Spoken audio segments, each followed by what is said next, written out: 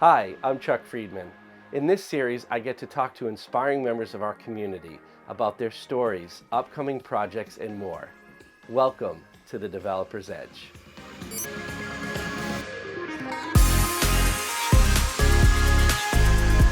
Hello everybody, welcome back to Developer's Edge for Season 2. I'm so excited to welcome you back to our conversations with members of our community who have found success and who do such great work to enable the success of others.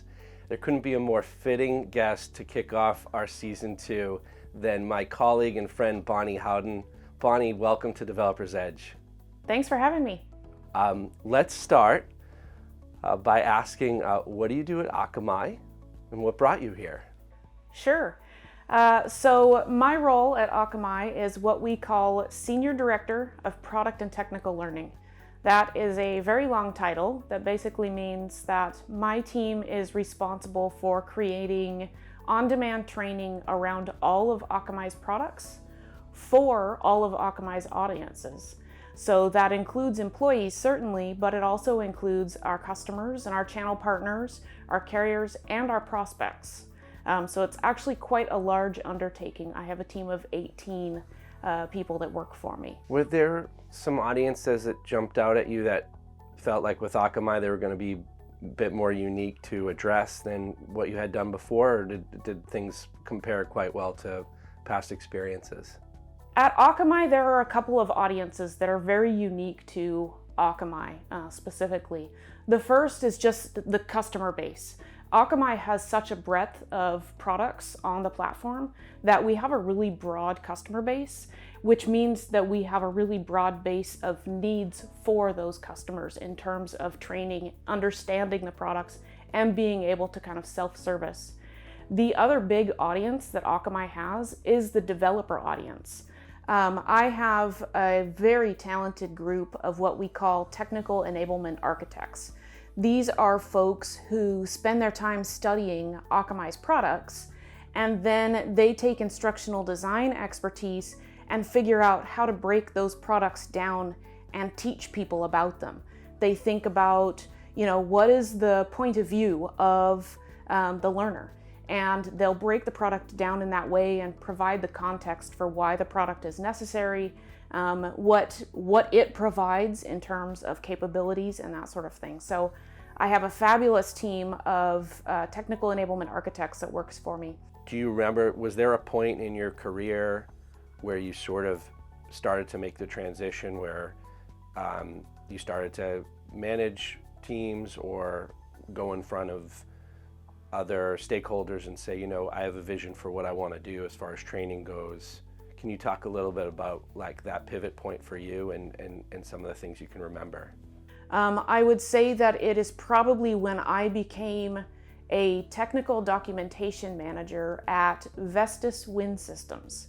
So Vestas is a company headquartered in Denmark, and they build and service wind turbines for energy. And so obviously I was passionate about what they do, but it was a global company. And in that role, I had a global position. I had a team that was global, creating documentation for both customers and for our internal service folks used around the globe. And that was kind of the first time that people would come to me and ask my opinion on things. I think that role really kind of set me up to have a really unique perspective on my employees and a really unique sense of responsibility. And it's certainly a sense of responsibility that I have kept moving forward over the years.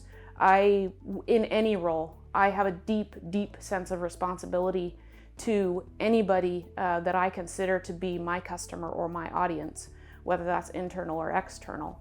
I feel a deep sense of responsibility to meet their needs and to make their lives as easy as possible. And I think that's probably when that really hit home for me, was in that role. So Bonnie, you and I have talked in our conversations a lot about our love for movies, and I was wondering if there's a movie or a theme that you sort of connect with based on the work that you do. I love this question, and I'm going to give you a really unpredictable response.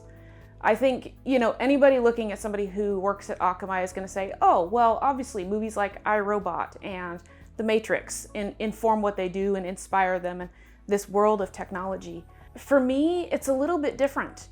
The movies that I am inspired by and the ones that really speak to me as a person and as a professional are the ones where the character undergoes some pivotal change of view, change of perspective. So for example, one of my favorite movies is Pleasantville. Tobey Maguire and Reese Witherspoon end up getting sucked into a 50s or 60s TV show in black and white. And the obvious part of the movie is the effect that they have on this black and white town in terms of their perspectives and all of that. But the thing that I love about this movie is what happens to them as a result of looking at things differently. You see their characters change throughout the movie, and it's that inspires me. It's that change. Amazing. Bonnie, I want to thank you for having this conversation with me today, and for the benefit of all of our watchers and audience here, that hopefully they get to take away some incredible things about what makes you such an effective leader, a responsible leader, a generous individual, as well as someone who's just doing a tremendous job at Akamai and certainly been a great friend and colleague to me. So thank you so much for the time and having this conversation. Thank you, Chuck. I appreciate it. It's been fun. Thank you for joining us today on Developer's Edge. We hope you liked our conversation. To watch more, subscribe and check out our other series. Take care, and we'll talk again soon.